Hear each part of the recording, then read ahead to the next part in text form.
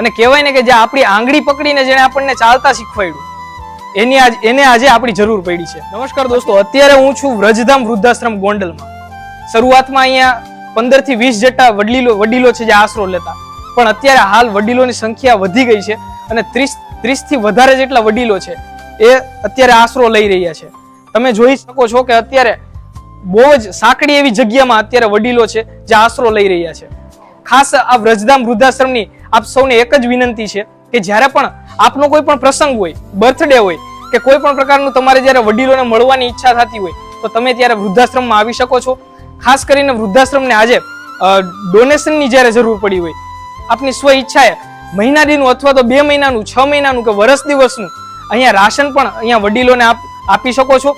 જ્યારે આ વિડીયોના માધ્યમ દ્વારા આપ સૌને એ જ વિનંતી છે કે જ્યારે આ વૃદ્ધાશ્રમને, જ્યારે વડીલોને જ્યારે આપની જરૂર પડી હોય તો આપ સૌ આ વિડીયોને શેર કરશો અને વધુમાં વધુ લોકો સુધી આ વિડીયો પહોંચાડશો. ધન્યવાદ.